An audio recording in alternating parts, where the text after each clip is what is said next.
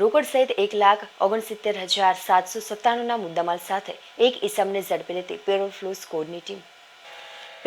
સ્કોડની team પેટ્રોલિંગમાં હતી તે દરમિયાન બાતમી રહ્યા હકીકત મળેલ કે શહેરના કાળિયાબીડ પાણીની ટાંકી પાસે એક લાલ કલરનો શર્ટ પહેરેલો શખ્સ સોના ચાંદીના દાગીના અને રોકડ લઈને ઊભો છે। જે બાતમી આધારે સ્થળ પર તપાસ કરતા બાતમીવાળો શખ્સ ત્યાં હાજર મળી આવેલ, જેનું નામ પૂછતા અરવિંદ ચંદુભાઈ ગોહિલ ઉંમર વર્ષ 41 રહે અનગઢ વડોદરાની પાસે રહેલ સોના ચાંદીના દાગીના અને રોકડ અંગે આધાર પુરાવા માંગતા, જે અંગે શખ્સ દ્વારા આધાર પુરાવા નહીં હોવાનું જણાવતા જે ચીજ વસ્તુઓ શખ્સ દ્વારા ચોરી અથવા તો છળ કપટથી મેળવેલ હોવાનું જણાવતા જે તમામ મિલકત શંકાસ્પદ ગણીને કબજે લઈ ઉપરોક્ત શખ્સની પૂછપરછ કરતા આજથી આશરે 10 દિવસ પહેલા ઇસ્કોન મેગાસિટી હિમાલયા મોલની બાજુમાં જે જગ્યાએ તે પગીપણું કરતો હોય ત્યાંથી ચોરી કર્યાની કબૂલાત કરતા આ તમામ મુદ્દામાલ કિંમત ₹1,69,797 જપ્ત કરી દિલમબાગ પોલીસ સ્ટેશનમાં રેકર્ડ પર ખરાઈ કરતા આ મુજબનો ગુનો નોંધાયેલ, જે અંગેની આગળની કાર્યવાહી અને તપાસ માટે અટકાયત કરેલ શખ્સને દિલમબાગ પોલીસ સ્ટેશન ખાતે સોંપી આપવામાં આવેલ।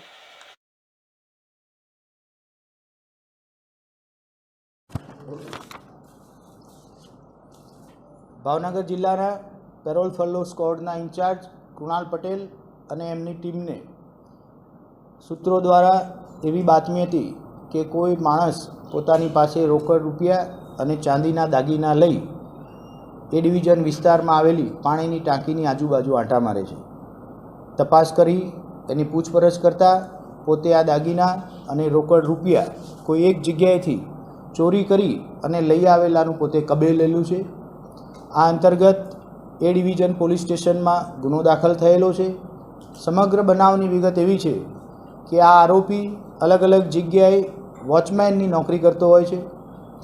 એ દરમિયાન એના જ સંપર્કમાં આવેલા અન્ય એક નાગરિક કે જે ઇસ્કોન સિટીમાં પોતે પગીપણું કરી રહ્યા છે, એમની જોડે મિત્રતા તે કેળવી એના ઘરમાં ઘરફોડ ચોરી કરી અને આ મુદ્દામાલ લઈ આવેલાનું કબૂલેલું છે। સમગ્ર મુદ્દામાલની વિગત જોઈએ તો 1,63,000 જેટલા રોકડ રૂપિયા અને ચાંદીના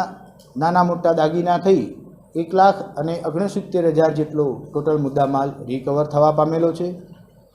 આ રોકડ રૂપિયા આટલા બધા કેવી રીતે જ્યાં આરોપીએ ચોરી કરી છે તે આવ્યા એ દિશામાં પણ તપાસ હાથ ધરવામાં આવેલી,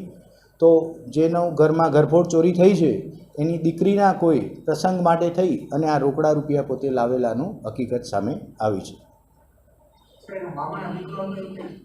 હાલ એ લોકોના કોઈ સંબંધ વિશે સ્પષ્ટતા થઈ નથી, પણ પોતે એકબીજાના જાણીતા છે એ વાત પોલીસની તપાસમાં બહાર આવેલી છે।